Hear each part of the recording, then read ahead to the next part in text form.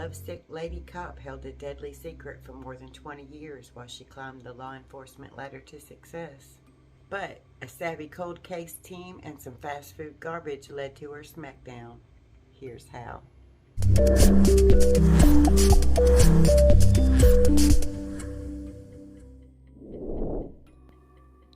Stephanie Lazarus was the personification of the scorned woman, but no one knew.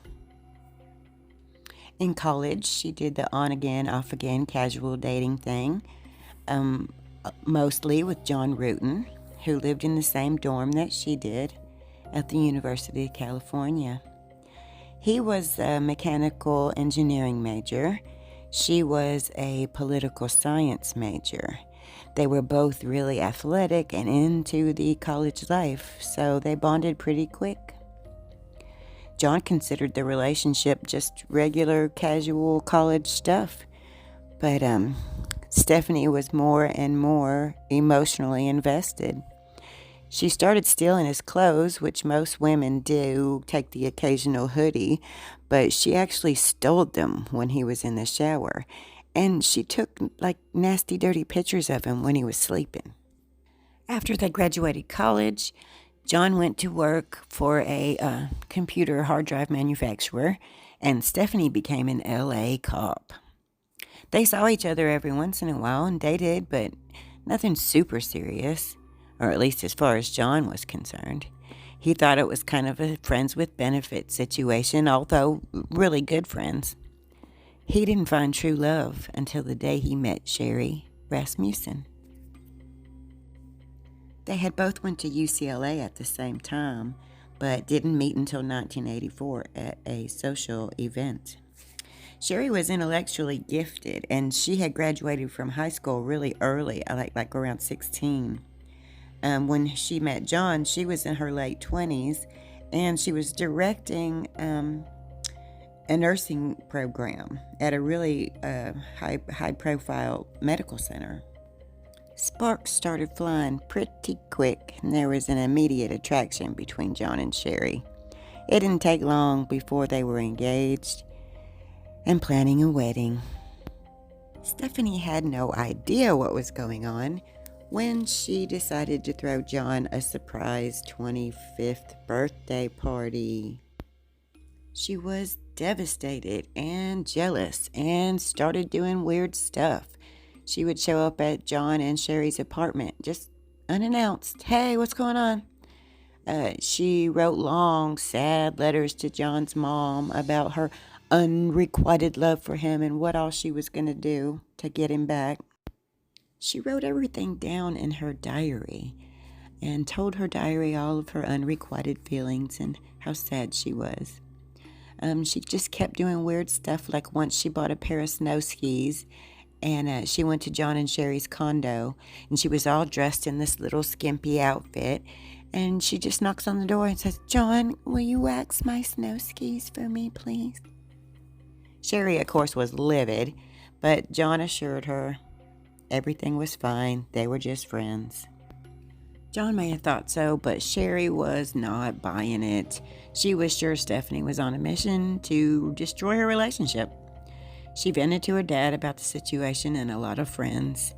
But when Stephanie came back for her skis, she came in full police uniform after John had left for the day. Sherry was pretty sure Stephanie was trying to intimidate her, and she was. When she thought she saw Stephanie following her on the street, she once again told her dad and told John she thought Stephanie was messing with her. Then a few months before their wedding day, Stephanie calls John up and says, "Can you come to my apartment? I need to talk to you about something."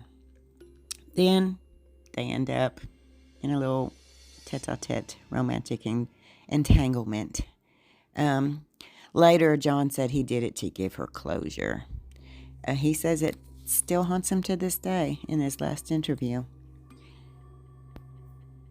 Stubborn Stephanie took the one-night stand to mean she still had a chance.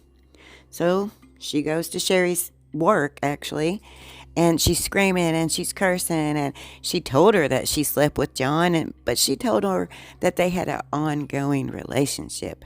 Then before storming out of the workplace, she tells Sherry, "If I can't have John, no one else will." In February of '86, John left his beautiful bride to go to work. She planned to stay home that day, run errands, and clean house.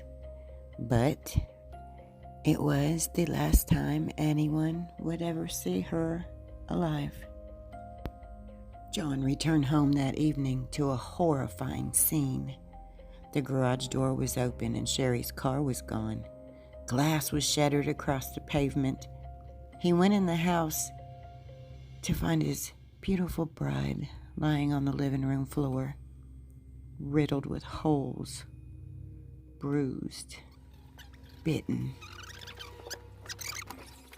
The house was torn to pieces, and there was a gory red handprint smeared on the wall.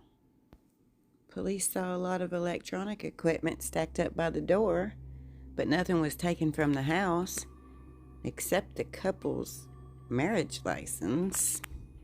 There had been several burglaries in the area, so police were looking for 2 Latino men, so they just figured this was part of that crime streak. Sherry's dad and stepmom told the police that Stephanie was acting all crazy, but then another burglary happened in the area, so they just stuck with their burglary theory. And Stephanie was a cop anyway, right? One of their own. The very last person the detectives thought would do something so awful. And then nothing. The case went cold. A lot of cops retired.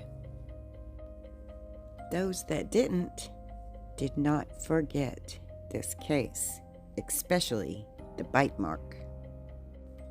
And I can tell you from my own experience working with the death row women and hearing their stories, typically, not always, but typically, a bite mark is present when women fight, not when you have a male burglar situation.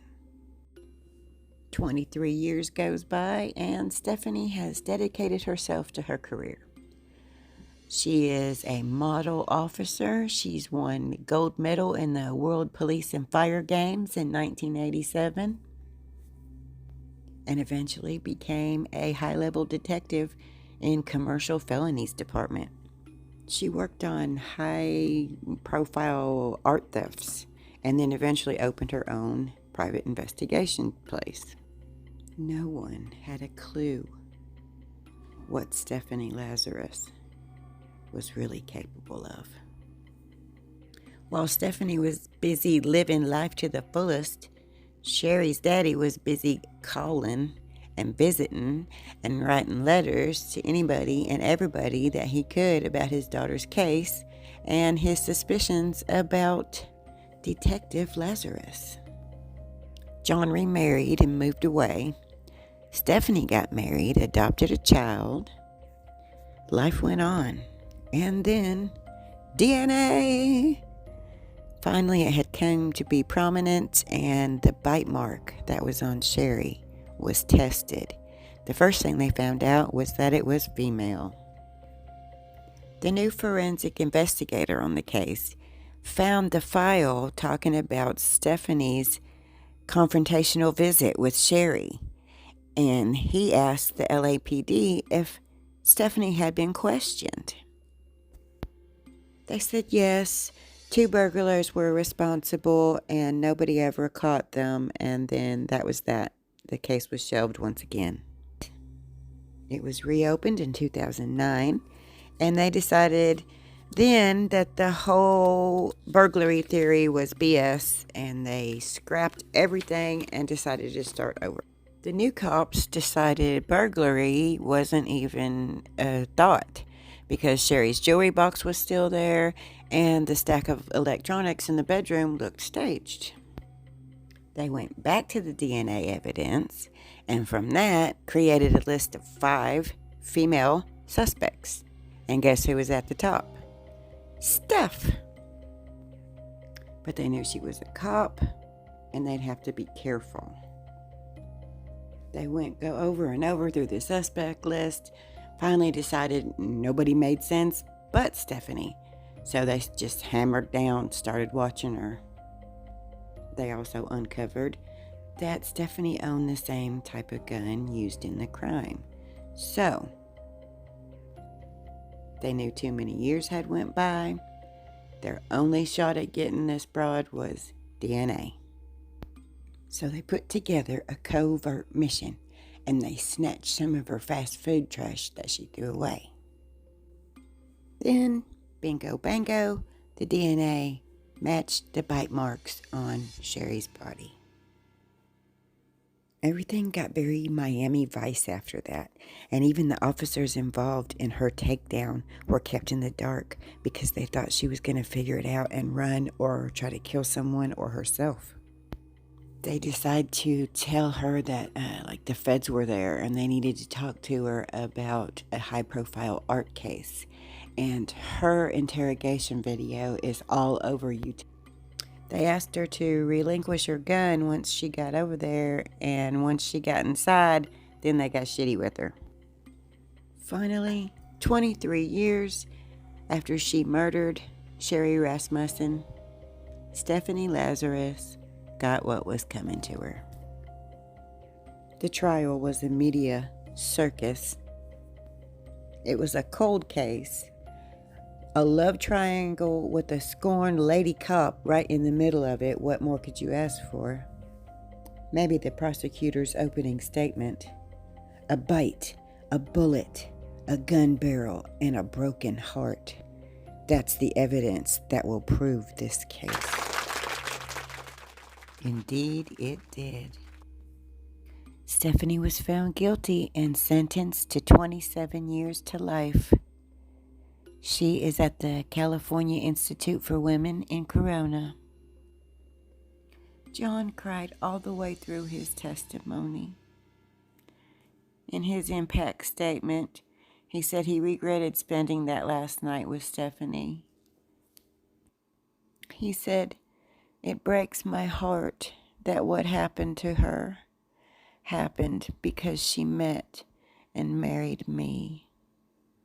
Oh, bless his heart.